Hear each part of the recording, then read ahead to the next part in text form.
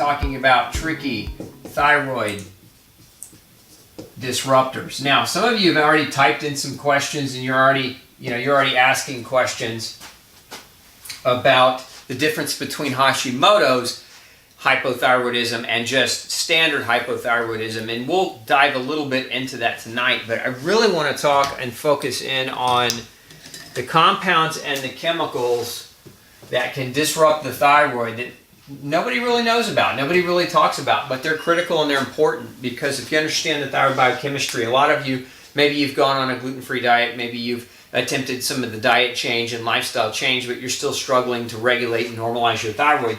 This list of thyroid hormone disruptors I'm going to talk about tonight may just be where the answer's at for you, so pay close attention.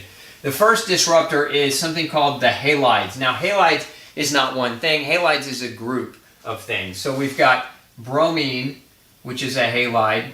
We've got chlorine, also a halide. We've got fluoride,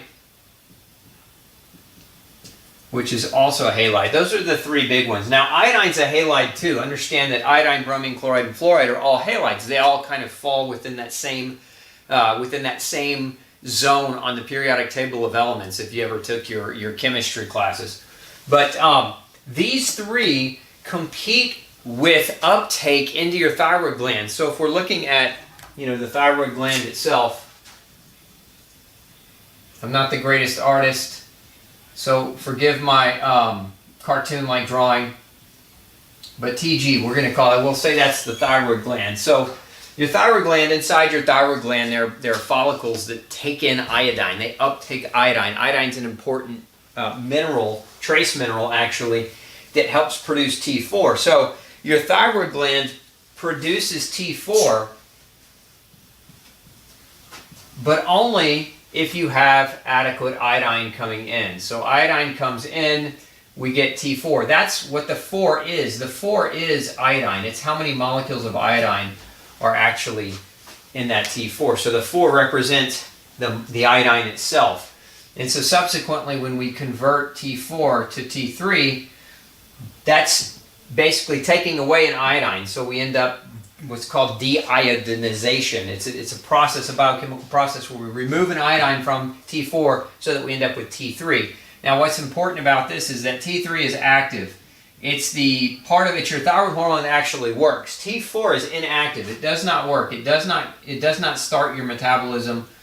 It is inactive. So it's the way that your body sends thyroid hormone through the bloodstream. Think of it as an inactive form that floats through the bloodstream until it gets where it's going, and then it gets activated in the tissue that it's going to. So that activation requires a conversion, basically a removal of an iodine molecule from T4 to T3, and that forms the active. So what happens here, again, is if we've got bromine, chlorine, or fluoride, those can compete with absorption into the thyroid gland. They can compete for getting into the thyroid gland, in essence, inhibiting iodine uptake by your thyroid. And if that happens, your body will behave as if it is hypothyroid. Now, this has nothing to do with Hashimoto's. Hashimoto's is an autoimmune process where your immune system, your immune cells are actually attacking different elements of the thyroid gland, and so it inhibits thyroid hormone production. This is strictly biochemistry of the thyroid. So these three molecules inhibit iodine uptake into the thyroid, creating a problem with being able to get to T4. So it can block your ability to produce T4. Now, sometimes what will happen is you'll still make T4, but instead you'll replace the iodine with bromine, chlorine, or fluoride. In essence, these three are so like iodine that they can switch places. It's kind of the same way that lead can block calcium. Lead can sit in the same spots that calcium can sit into. These three agents can sit into the T4, and that can make it not work as well. The way I like to describe it is, if your T4 is a racing car, right? You've got 4 racing tires. Those tires are made out of iodine, but if you put on bromine, chlorine, or fluoride as a racing tire, they're more like spare tires. They don't go very fast, and if you take it around a fast corner, those tires are going to blow out. It's not going to work the same. Your thyroid hormone is not going to work the same if you're replacing these molecules with it. Now, where do we find bromine, chlorine, and fluoride? For many people, the fluoride exposure comes heavily from toothpaste or mouthwash, the dental chair, I talked about a few weeks ago. As a matter of fact, if you at the end of this video you watch to the end, you'll be able to click to the side here, and you'll find another video on toxic tea, because tea is a major source of fluoride exposure for many people. So if you want to watch and learn more about that, that video will tell you more about it. So toothpaste, tea, mouthwash, the dental chair, those are big places where people get fluoride.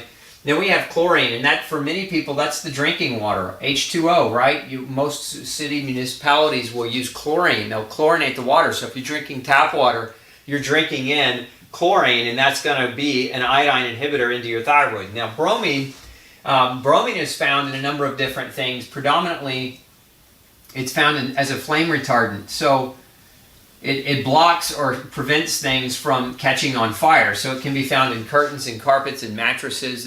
It's a chemical that they can spray onto those. But it can also be found in flour. This is actually one of the things that if you ever look at a white bag of flour in the grocery store, sometimes it'll read brominated. It'll say brominated white flour, because they add bromine as a dough conditioner to flours to make it chewier, to make it doughier when you bake with it. So bromine is another one of those things that can commonly be found in grain-based flour mixes. So you've got to watch out for bromine in that way. If it says brominated, you want to tend to try to avoid it. So beyond that, you can find bromine and chlorine and fluoride and pesticides. Now, many of our pesticides, and that's why many pesticides can actually create thyroid problems. So a lot of people say, well, should I eat organic or should I not? Well, pesticides, again, we're coming back. Pesticides oftentimes are made from these three compounds. It's what actually prevents the bugs. It's what actually kills them. And so we've got pesticides for the same reason that halides themselves can disrupt iodine into the thyroid gland. Pesticides can do the same thing. They can prevent iodine uptake into your thyroid gland, leading to problems. So again, should you buy organic? Absolutely. If you've been diagnosed with a hypothyroid disease, number one thing you can do, buy organic, avoid the pesticide exposure. Or other than that, some of you say, well, can we trust organic? You've got to trust something. Otherwise, you got to go buy a farm and start growing your own food. So the next thing on the list, the third thing that I want to talk about are plastics. Now, plastics have been shown, particularly, you may have heard of BPA, bisphenol A. It's a form of compound called a phthalate. Phthalates are plastics or plasticizers. They can be found in cosmetics. They can be found in plastic water bottles, plastic straws, shower curtains, a number of different things where we find the plasticizers. Basically, they're designed to soften polyvinyl chloride-based plastics. So a lot of people have gone to BPA water bottles or BPA-free water bottles. It's not good enough. Remember, BPA is only one type of phthalate, and these particular chemicals are known for a couple different things. Number one, they can block iodine uptake into the thyroid in the same way. There's something called a synporter, which is it's a sodium transport device on the surface of the thyroid that basically allows for the thyroid to bring iodine in. And so phthalates can block that. They can actually interfere with that pump and prevent iodine from making it into the thyroid gland. But they've also been shown, phthalates have also been shown to be blockers of the conversion of T4 to T3, and that can be very, very problematic, because if all you have is T4, you don't have T3. Remember, T3 is the active form of thyroid hormone. It's what gets the job done. It's what increases metabolic function or metabolic action. So again, plastics, BPA, but not just BPA, other plastics as well. So don't drink or eat out of plastics. That's the best thing I can tell you. You see what I've got here? That's a metal water bottle, stainless steel. You can also use glass. It would be another option. So make sure you're not, even the hard plastics, don't recommend them. So get you a metal bottle, get you a glass bottle wrapped in a silicone wrapper, so if you drop it, it doesn't shatter, if it doesn't break. But don't drink out of plastics. Not a good idea. Hey, don't forget to check out the rest of the series right here. Make sure you hit subscribe below. And as always, thanks for tuning in.